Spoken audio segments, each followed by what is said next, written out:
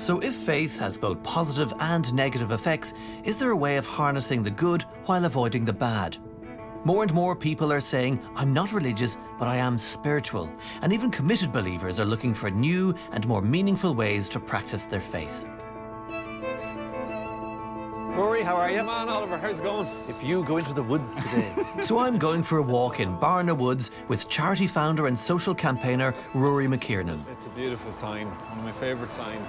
Mr. Rory. Years working in youth mental health services have taught him that spirituality has an important role to play, especially in a secular society.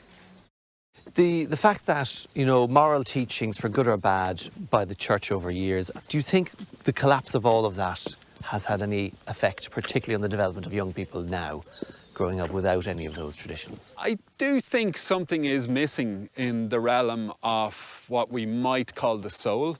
In some ways, the dominant religion now is the religion of the market, the religion of capitalism, the altar of consumption, the altar of image, money, fame, success. It's not that we want to deny all of our modern materials and technologies and scientific developments, but the impact that that's having on people, on their minds, but also at a soul level, there's a lot of dysfunction, dis-ease, loneliness, depression, suicide, and something is not right.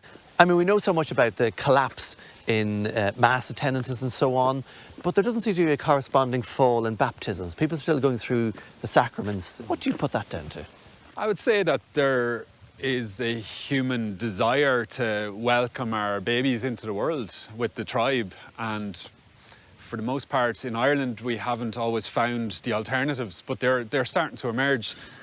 I see people exploring Eastern traditions and pre-Christian traditions. There are things we can learn from other traditions and from the East, and maybe there's a beautiful thing to emerge from the convergence of East and West. Can we have our temple in the great outdoors, for instance? Let's do a bit of tree hugging. I tell you what I was supposed to Life is evolving, belief is evolving, and we need to be brave enough to try and evolve with it all, you know. It's nice and quiet already.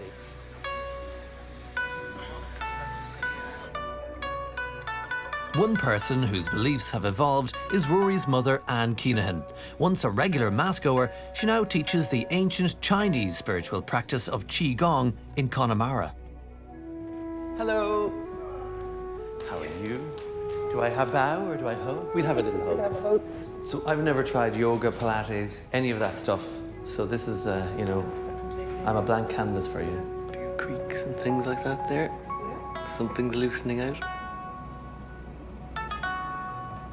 Whew, feel that burn. I think it's trying to steady your mind to do everything slowly, might have. That's one of the biggest benefits. Or is it just thinking, we need to check my email? No, you don't. These 12 movements will bring your energy into balance if you keep doing it, you know, and bring you into wellness. By the time you finish doing all the movements after paying attention, your mind has actually become calm. Do you go to Mass at all anymore? I do, not all the time, but I do, and I like to go into the church, you know, for the peace. God would be more a divine presence that is love, you know, peace, light, guidance, support, all that's good. It's bigger than us. If you're living your truth and you are kind and compassionate and not judging people, if you are getting on with your life and doing the best you can and, you know, helping people along the way, well, to me then you're doing what Jesus would call the way.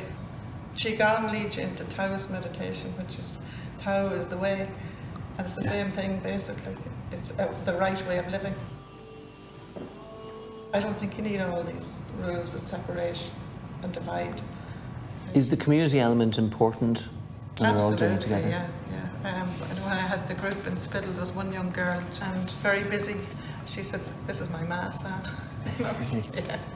Like we were joking, but it was her hour in the week for a spiritual connection. Like most jokes, there's an element of truth in there. It's been passed down in China for 4,000 years, so it's kept the Chinese healthier than most of the world. So.